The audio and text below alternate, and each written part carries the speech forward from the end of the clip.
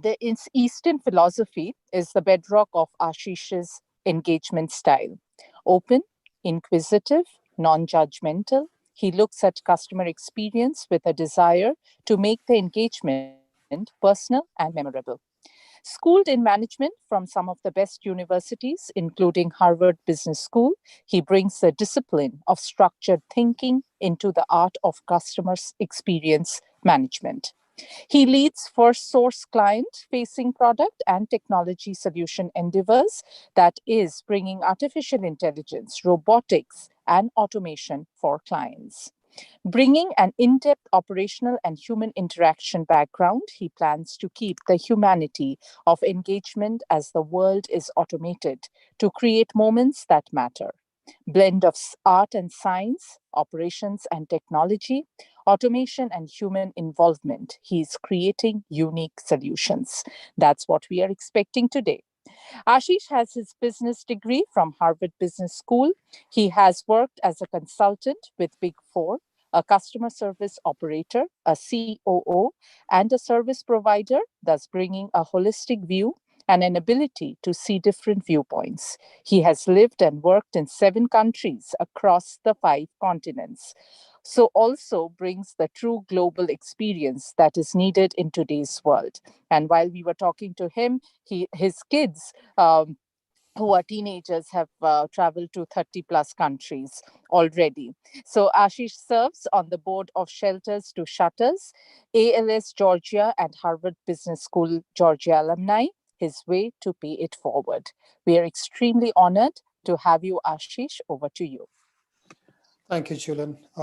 Good morning, good afternoon, good evening, depending on where you are. In my intro, as Julian said, customer interaction, customer experience is my career. And I'm not a technologist by background. There's always a joke. Most people of Indian origin are either doctors or technologists. I'm a son of a doctor, never became a doctor, and I'm not a technologist, but I use technology. And funny enough, as I talk about this topic, my job on behalf of my company is to look at automation and find ways to introduce automation into our customer service, customer experience jobs. Now, while that is my day job, the question that my clients ask, the questions that is out there in the industry, in the news, is automation, robotics, artificial intelligence, natural language, all these advent of things, is it going to replace us humans? How is technology making human jobs redundant? Now, I can jump to the conclusion of my argument is no, technology will never replace us humans. But then find this. So I want to start with something important. Our world is changing. Our lives do change.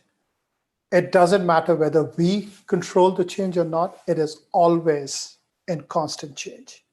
And automation, one can argue, is expediting some of the change.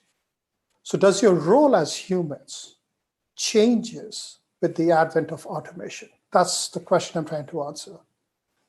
And the reality is, before we even panic about AI, we should look at decades of our human history where automation technology has replaced our core job. We, for 5,000 years, did farming, and mechanized farming replaced that. We went into factories then. Factories got into robotics, industrial production grew, assembly line and everything that made a lot of our jobs in the assembly line or in factories redundant. So we moved into service jobs.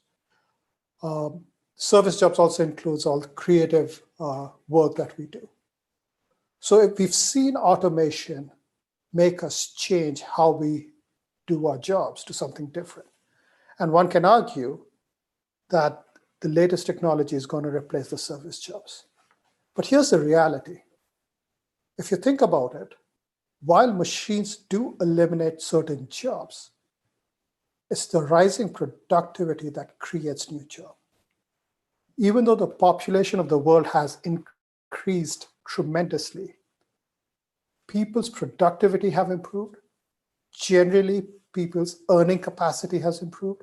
That doesn't mean there is no poverty. All I'm saying is, even with a growing population, with automation, with machines, we've still managed to find better jobs and rising productivity. So panic is not an evidence of danger. It's just an evidence of panic. I firmly believe that what is happening in this is that futurists, these writers in the media, whose entire job is to talk about future and they tell outcomes and sell prediction, they are motivated by money to paint a picture that tells a story that is either appealing or fearful to us as humans. And then the question is, are these futurists actually creating the future, or are they just making predictions? Barring a few exceptions here and there, most futurists are just selling prediction. And when they are just selling predictions and not in the job of creating the future, I start questioning how good the predictions are. Now, when 2000 came around, all you had to do was add .com to your company's name, and your valuation as a company exponentially grew because you suddenly became an internet company. Over the last 12 to 18 months, you will notice that companies are starting to add AI into their name or into their offering. And by saying my product, my solution, my service is powered by AI, the valuation of the companies is increasing. And if you think of the underlying argument, whether it was the 2000 when .com got added, or now when you're adding AI, fundamentally your product, your service is not really changing. Now, there is some benefit. I'm not dismissing AI as a concept, but all I'm saying is robotics, automation is not fundamentally changing your product offering. And the reality is the media has overhyped and overfunded this side of the equation. It's so easy to raise money if you add automation, AI, natural language, contextual learning into your business model. And PE firms are willing to give you money because they believe that's the next place where success is going to come.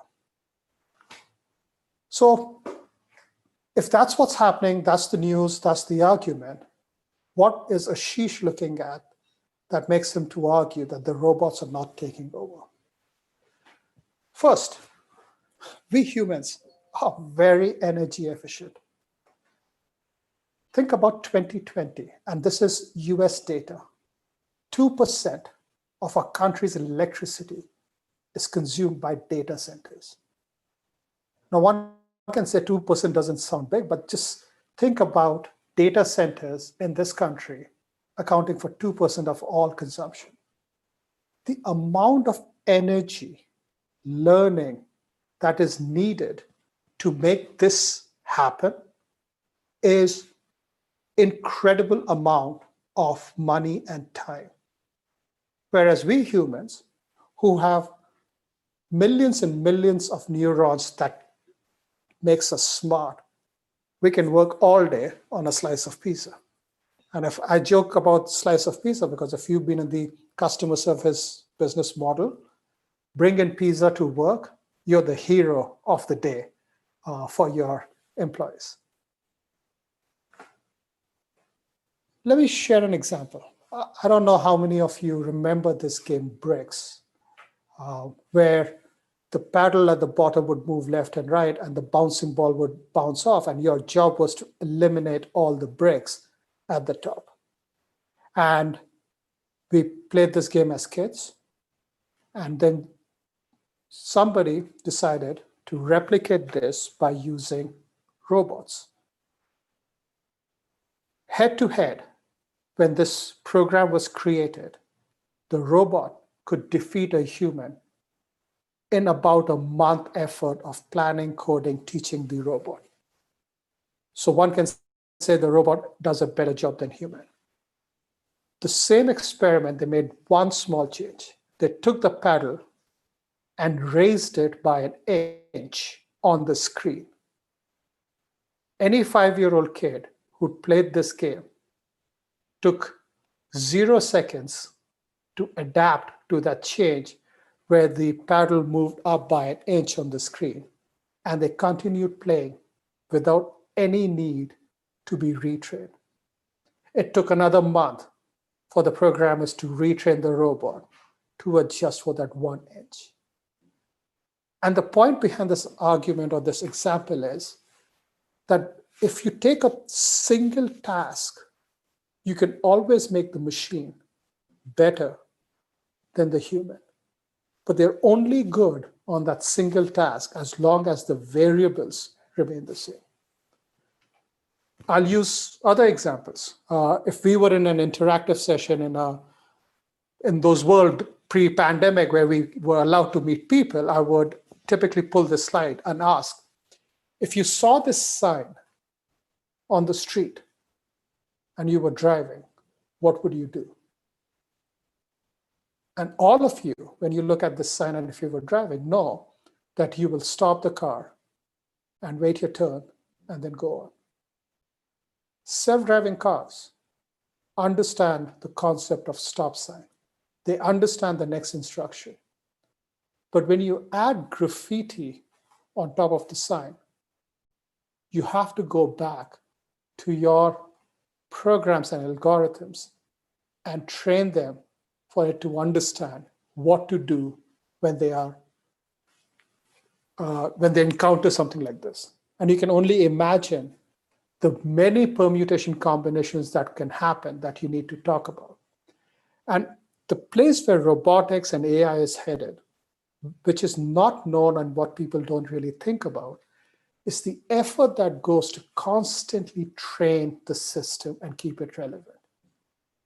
A lot of that just comes naturally to us. And it comes naturally to us humans because we can use logic, we can use reasoning, and we can use context very easily. All of which we are trying to replicate in a robot, but to do that, the amount of data that needs to go in is tremendous.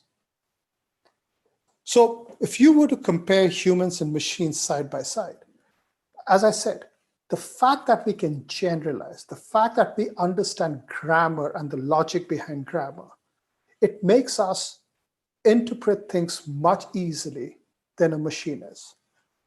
All of you've seen, call it in the last 10 years, when you go to a website and you're trying to register for something, given the preponderance of bots trying to mimic humans, they started adding the CAPTCHA solution at the bottom. The CAPTCHA solution is alphanumeric, and you have to read and enter that to confirm you're a human, not machine. Again, it's easy to replicate that into a machine too. But it took 450 million combinations of alphanumeric shapes to be taught to the machine, versus for us, we understand 0 to 9, we understand A to Z, and even though the shapes are squiggly, our logic, our understanding of the world allows us to interpret that much more easily without teaching our kids and ourselves how to write that in 400 million different ways. And that difference is important. It's important because to make a machine be as good as human will require an inordinate amount of effort to get there. But that doesn't mean that machines are not helpful.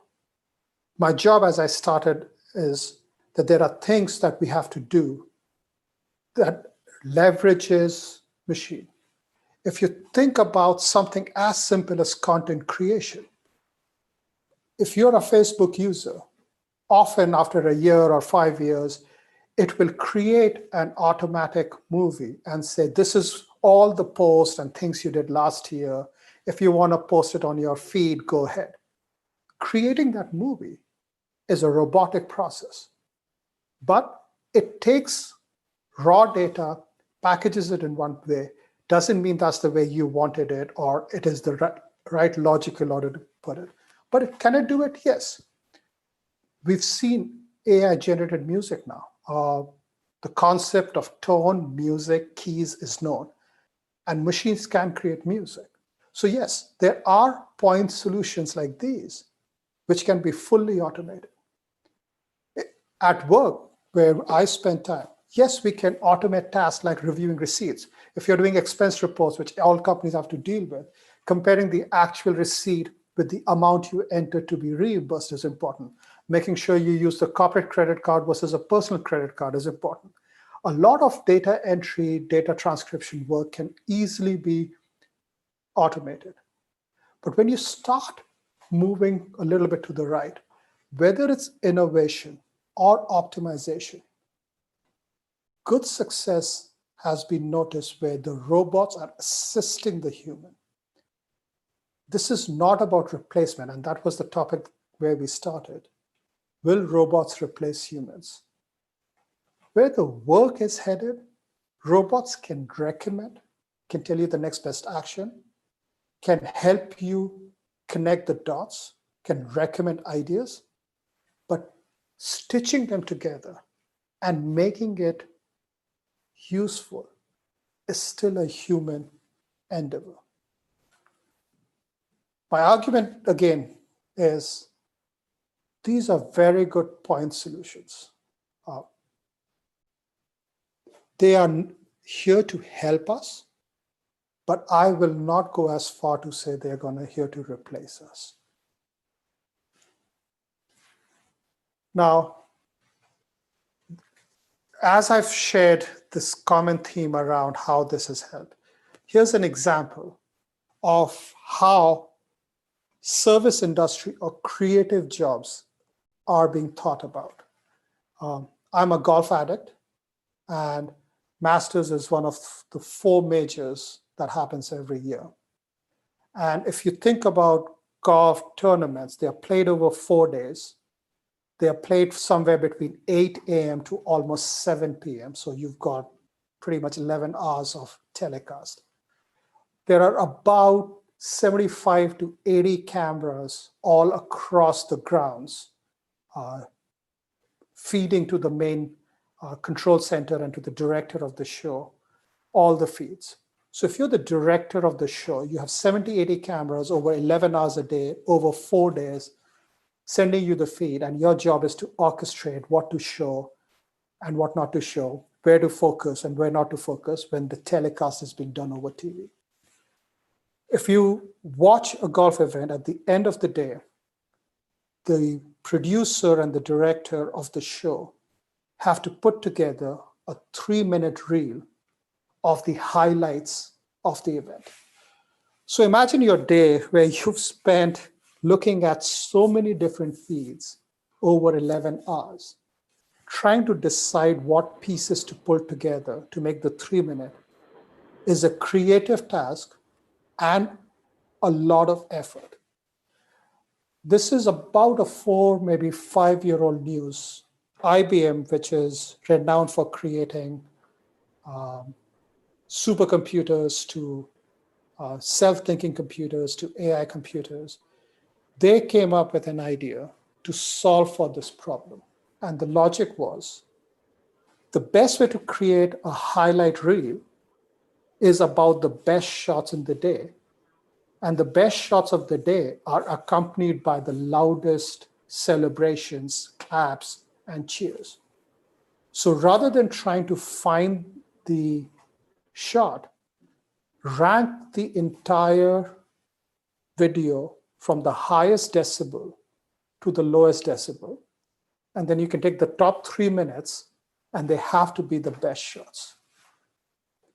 When I read that article, I have to say, I believed it was brilliant because, yes, if it's a great shot, there's going to be a lot of cheering and celebrating.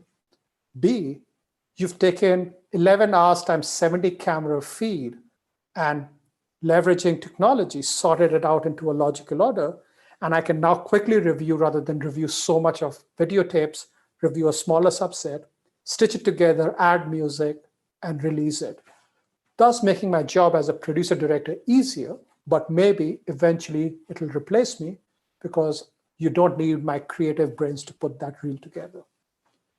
But here's the problem with this. And while the logic is solid, and if we were in an interactive session, I would have asked, what do you think is the problem with this logic?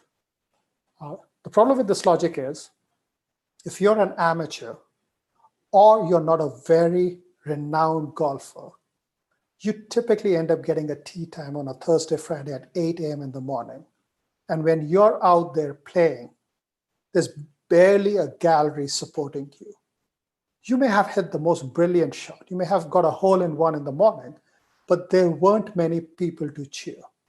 But by the time afternoon comes and all the famous PGA players start showing up, whether it's Rory or Justin Thomas or Tiger Woods or John Rahm, the gallery is so big that even decent shots that they hit receive twice, thrice the decibel volume compared to the best shot of somebody who played in the morning.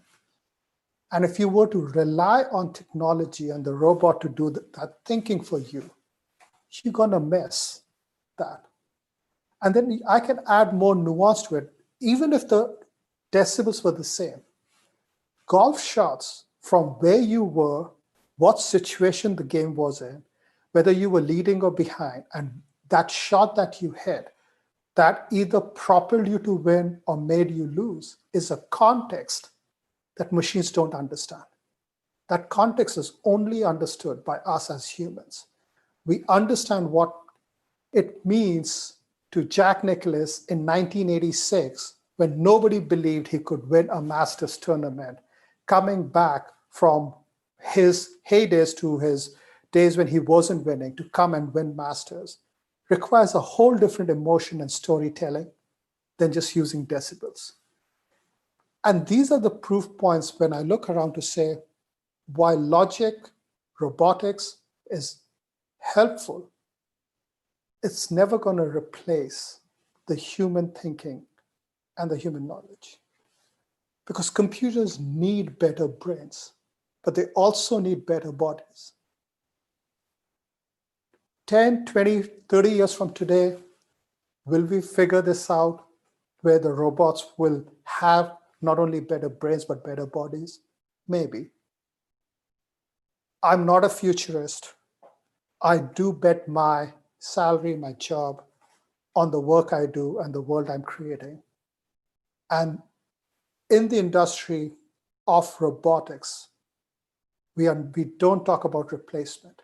We talk about partnership of humans and robots. I will also share, while I can isolate that to my company, is that how all companies are thinking.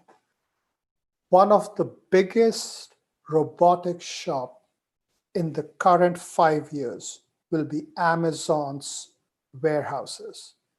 Amazon is on the leading edge of thinking how we can leverage technology within our business model. As they have introduced automation, as they've introduced robotics, they have not fired anybody. True story. The person whose job was replicated by the robots in the warehouse to sort, select, order, decide inventory, all the logic that goes in, which was being done by humans.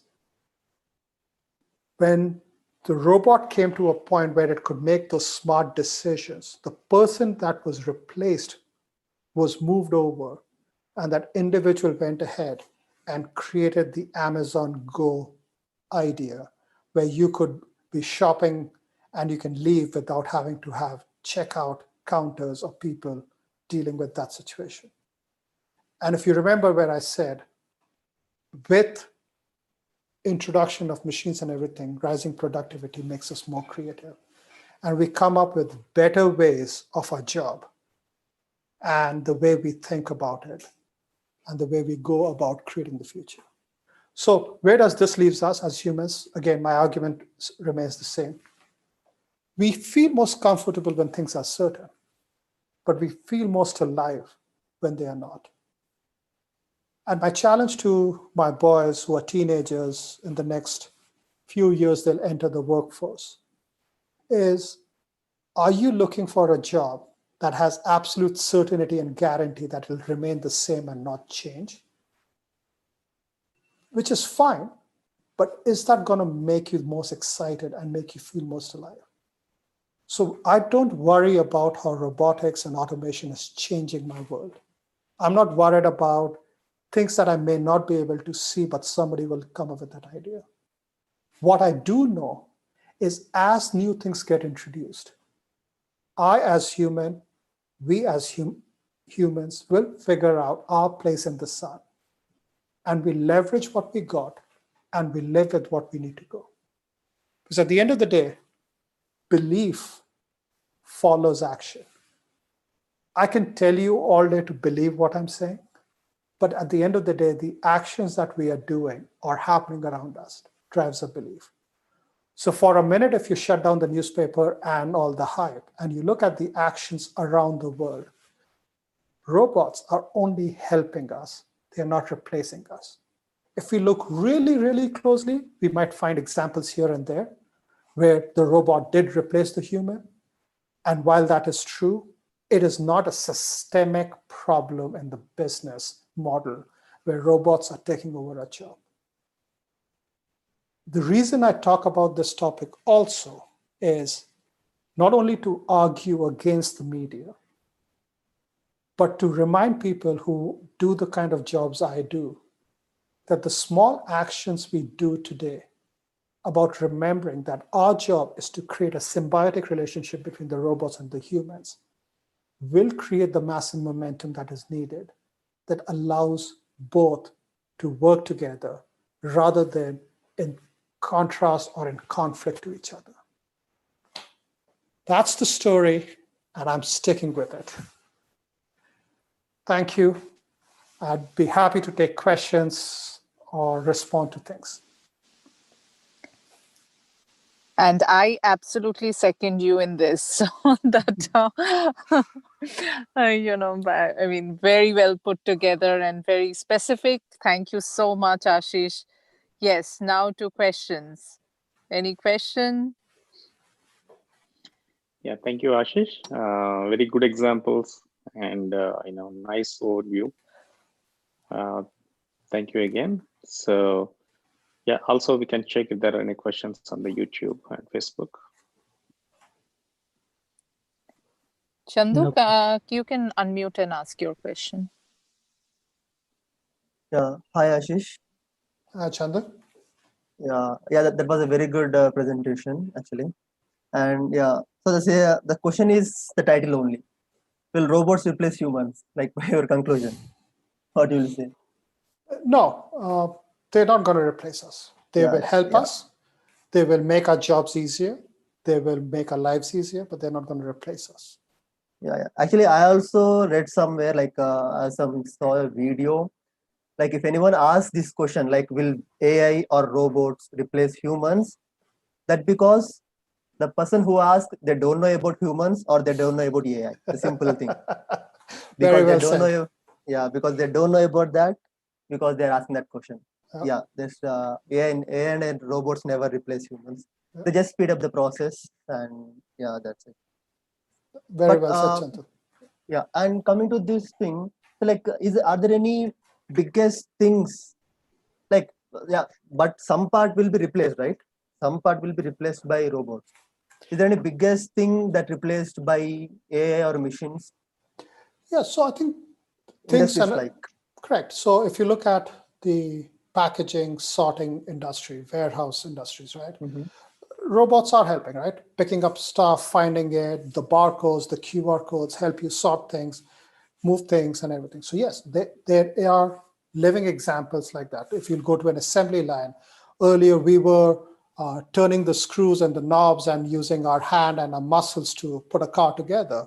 A huge part of the assembly line has mechanical arms doing exactly what humans are doing. come to my service industries of contact centers.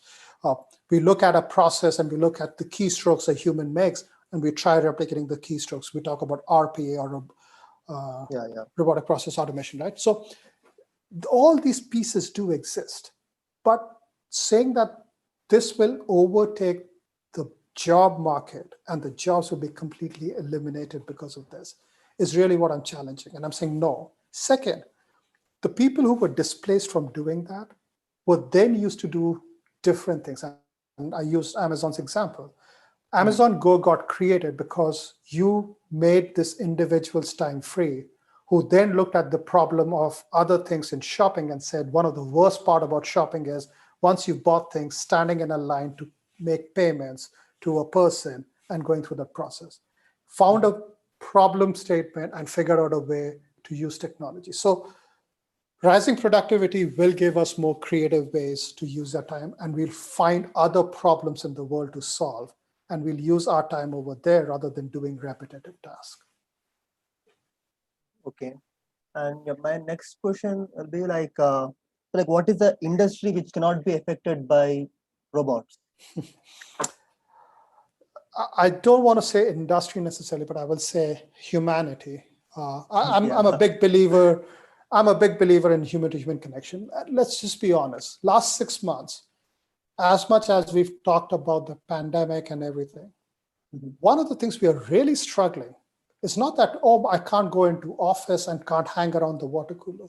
What we are really struggling is human interaction with people doing things with others. And that could be fun, that could be work, that could be social activities. If nothing else, and I hate to say it this way, the pandemic is making a lot of people realize that the connections we forgot before that, when we hid behind text messages and staying away from people and complaining about going into an office or having a face-to-face meetings, are all suddenly becoming very important to us. Suddenly we realize the importance of why that was important. What industry? Service industry is all about human-to-human connection. So I think service industry will be least impacted. But I think if nothing else, last 6 months is a stark reminder why we don't need more stuff to get in the way of you and I talking. I would love to be in a conference room talking where we can interact and I can ask questions and you can ask questions. But here we are, thousands of miles away on a video. Yeah, like humanity is a good answer. Like I was connected to that. Yeah, thank you, Ashish. That was nice talking to you. Same here. Yeah, I agree. We are missing the human interaction. That is one of the top things on everybody's mind. Sometimes expressed and sometimes unexpressed. Yeah. Hey, Ashish, this is Nagendra. Hi, Nagendra. It was a nice presentation. And I would like to thank Chandu also, who has asked me so many questions what I was feeling. And I have one question, Ashish, like what would be your best suggestion or the guideline for the kids who want to become doctors? Yep. So medical diagnosis is going to get better thanks to automation. Things that sometimes we cannot spot, trends we sometimes miss, connections we forget. So let's use a practical example. I have a friend living in Atlanta who had a cancerous tumor in her throat. When she moved, so she went through 2 years of discussion, meetings, surgery here in Atlanta. And after about a year, moved to Chicago. She would fly down back to Atlanta for a 6-monthly checkup. And I asked her, why does she do that? Chicago has equally smart, equally good doctors. Why wouldn't she do? And her point makes me realize the topic that we are discussing. The doctor who performs surgery knows the subtle other things about her that are not on an X-ray or an MRI or in her chart. Her lifestyle, her history, her other issues, based upon the number of conversations the doctor and my friend had together. And she felt that doctor had the best linkage between her history to her current disease.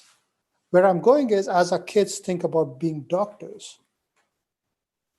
I would argue that in future, if your son or daughter was a doctor in Chicago, they would have a better chance of having the context and connections that might be missed otherwise if they were just in Chicago without the right technology and the right history. Take other examples. The AI systems have been trained to look at tumors, and hundreds and thousands and millions of images have been programmed into it to look for it. And while doctors are good, it's possible that in a MRI readout or in a X-ray readout, I may miss the tumor. It may not be obvious to me, but a machine can detect it enough to nudge the doctor to say, hey, pay attention to this part. This looks fishy, and you can do a little bit more closer examination. So the advice to our kids is understand how technology will enhance your ability to do your job. I don't see the doctors getting replaced. I don't see myself going and trusting a robot to answer that question for me, to say what's wrong with me by taking my blood and everything and coming up with the diagnosis. I still need the conversation. And I want to throw in an example here, and I'm digressing, so I apologize. This is not an exact answer to your question. I am fine talking to Alexa, which is a 10-year-old technology, AI-based technology. It's 10 years old now. I'm fine with Alexa asking questions that have a discrete answer. What is the weather in Atlanta today? It's a discrete answer. Should I take an umbrella out? It's a discrete answer. But if I want context, even a technology powered by Amazon and 10 years old has no context. So I can ask the question, what's the weather today? And it'll tell me it's going to be 68 degrees and rainy. Fine, the minute you say rainy, I know I need to take an umbrella. What's the closest pizza place? The closest pizza place is Rooney's, and it's a mile away. If I ask a third question where I'm trying to connect the weather, the pizza, and my decision of what I need to do, Alexa has no answer to that. It doesn't understand context and the connections of those questions. I use that example because 10 years into it, it's still, and I use this word, it's still a dumb machine. Discrete question, discrete answer, no context. That's what our kids will be doing. They'll always have context. They'll always connect the dots. They'll have discrete answers, which will be far more accurate, but it'll be their job to connect it. Great, Ashish. Thank you. I have another question because I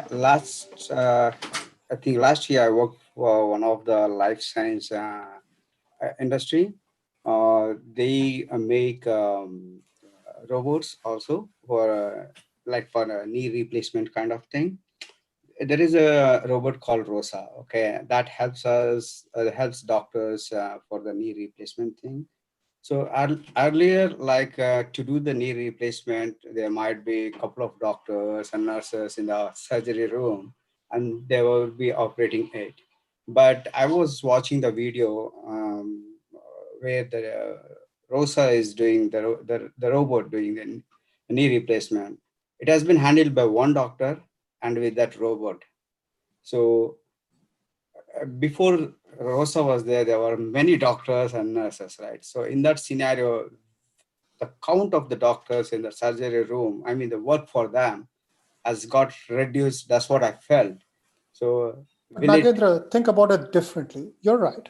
Now, one person can do one knee replacement with this robot Rosa, which means 5 doctors can now simultaneously be in 5 rooms taking care of 5 patients in a single hour. Earlier, only 1 patient was being taken care of in an hour. It's rising productivity makes us more efficient. So you can use your doctors still and tie more Rosas to it and take care of more patients faster. And think about all these surgeries. How many weeks does it take to even get onto the surgery calendar? that was a great answer. Yeah, thank you so much. Wow. I want more questions and I Um, want you to answer. Yes, Uma, please go ahead. this is Anvita actually. I have a question. Yeah, she's a fifth grader. Go ahead, Anvita. So there's architects and civil engineers, right? In order to be one, you need a creative mind. Do you think robots will be able to replace them? Beautiful question. Yeah. Again, I keep saying no and yes at the same time. Can a robot do a 3D architecture rendering? Yes. If you give the parameters to say, I want a 20-story building and it should have so many penthouses and so many rooms and so many XYZ, can a robot create a rendition? Absolutely. Is that the rendition you want? Because it does not have the artistic look. Changing it by 2 degrees on the landscape because more areas would then look at the green belt is something only a human would consider, because for them, the view of the park is an important ingredient in the way we humans want to live. Unless you can think all the things I would think as an architect or a civil engineer and start coding it into the system, one day you can, and that's where my example was. That would be millions and millions and millions of data points that have to be thought, coded, versus talking to a civil engineer or an architect and saying, if this is what I want, if this is the nutshell of the 3D rendering that I got from the machine, what should I do next? I can be more efficient. I can make more buildings quicker using Nagendra's example, doctor. I can come up with more buildings faster because I'm not doing the hard work of sketching it out and it's being rendered for me. But the way to set it up would still be humans. Okay. Thank you. It's funny you asked this question, and I have to be fully honest. Nobody's asked me a civil engineering question, and I thought about it. I am literally looking at Piedmont Park, which is the biggest park in Atlanta. And when I bought this place, I was very clear I didn't want to buy a similar condo on the opposite side of this building, which did not have the view to Piedmont Park. This logic of my thinking is only known to humans. It's not known to a machine. Yeah. And Thank you. And what about your door should face east? Exactly. If we get into Feng Shui and all those other Eastern culture traditions, then yes. Robots are gone. Robots are gone, yeah.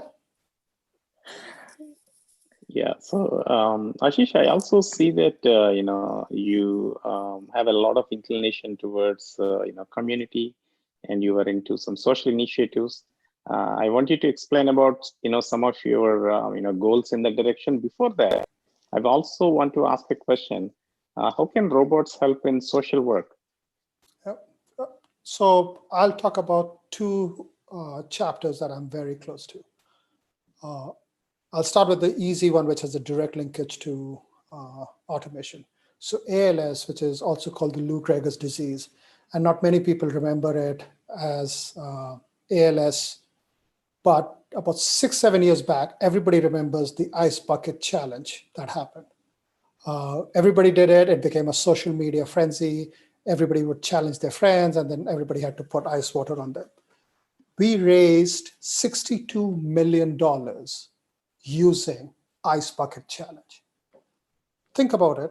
Social media promoted, encouraged by people. There is an underlying algorithm and the fact that what should be promoted or not promoted. So ALS benefited tremendously from social media platforms. So that's one lens. A completely different lens, which is where earlier the question was asked. We still don't have a cure for ALS.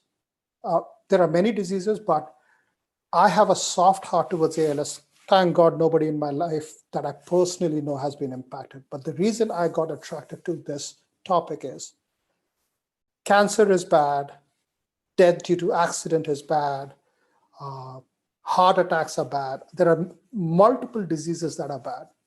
Alzheimer is bad.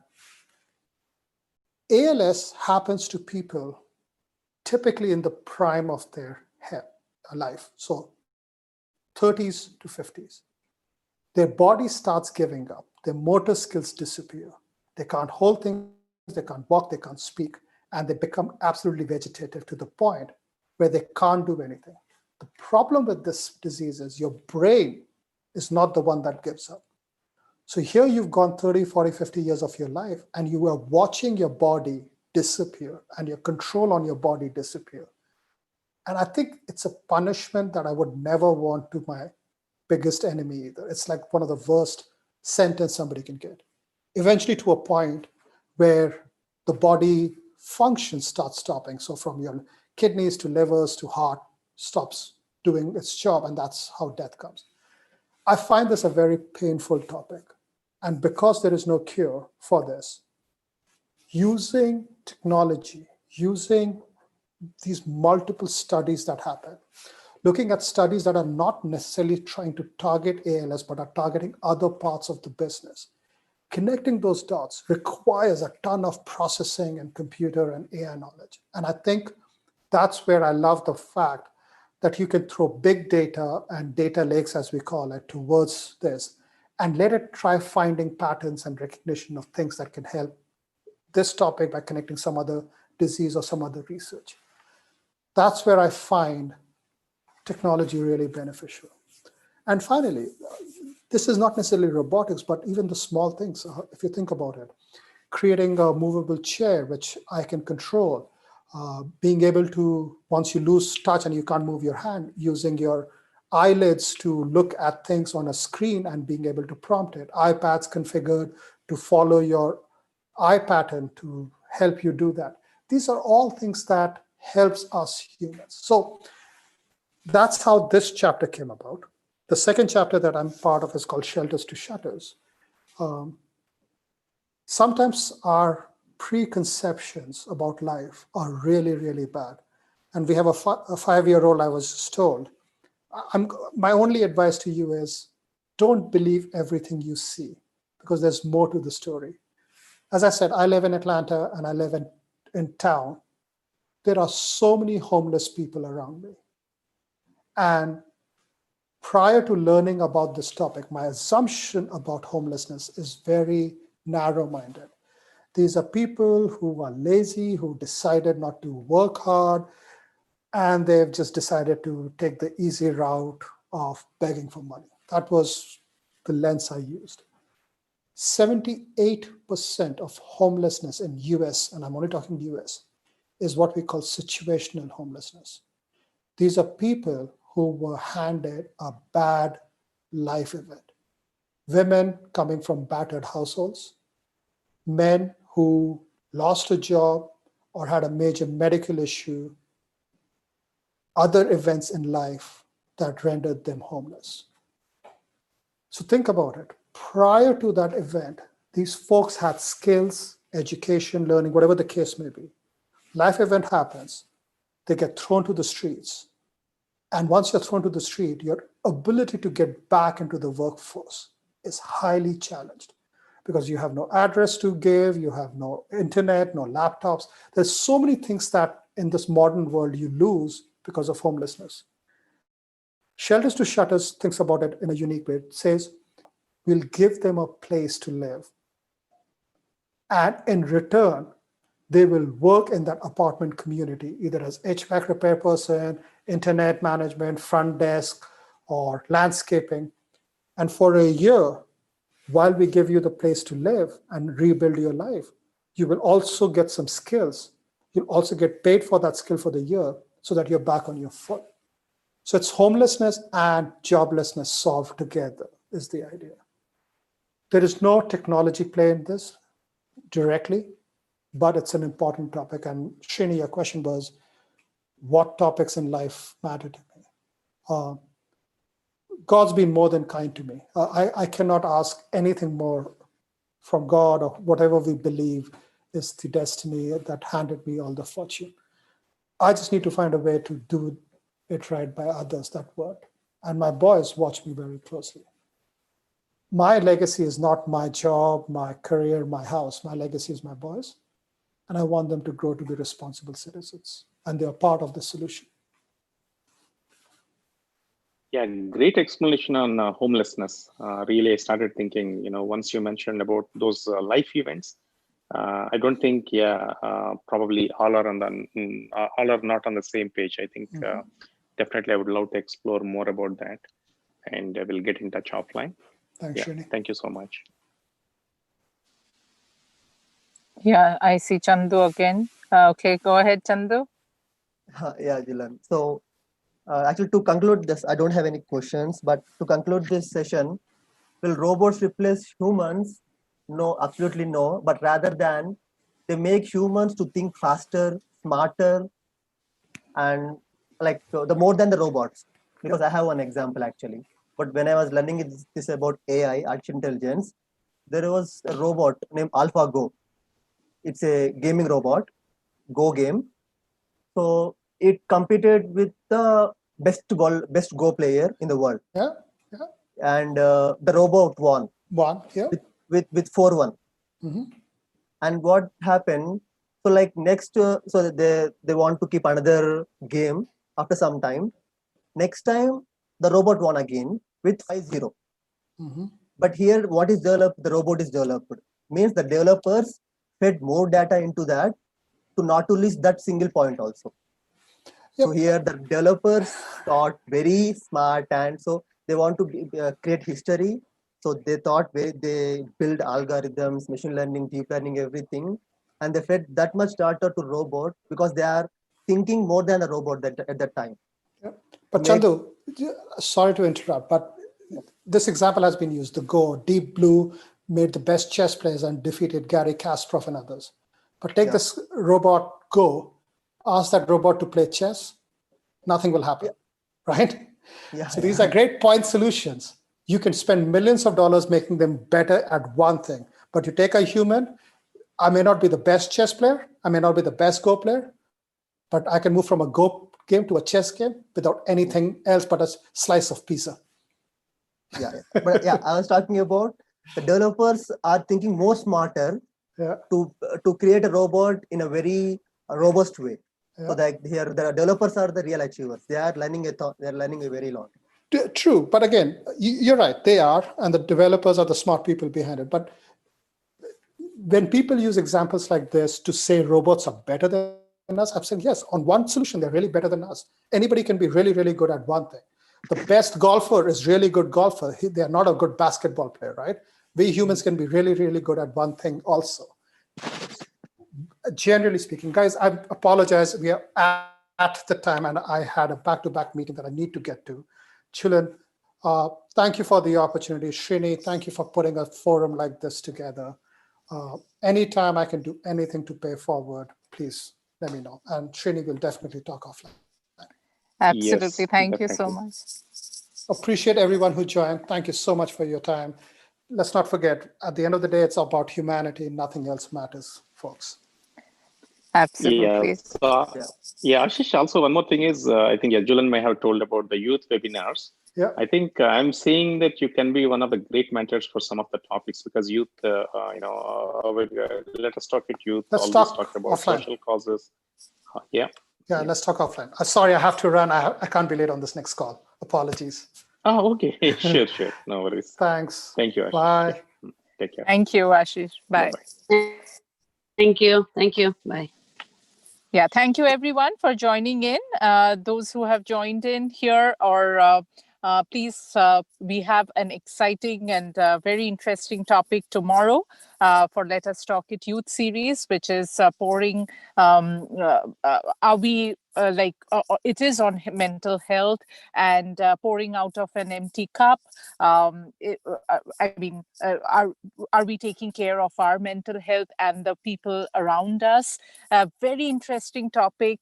Please do join us at 4 p.m. EST, and you can even get information, or if you want the link and you want to be part of it, you can also email us at webinar@letustalkit.com. And with that, we always want to say that thank you all for joining in. And we do have the professional webinars every Tuesday, Wednesday, Thursday from 12 to 1 p.m. EST, and on Fridays from 4 to 5 p.m. EST. And any question, any doubts, you can just email us at webinar@letustalkit.com. So with that, we end this session. Thank you everyone for joining in, and see you tomorrow at 4 p.m. Thank you.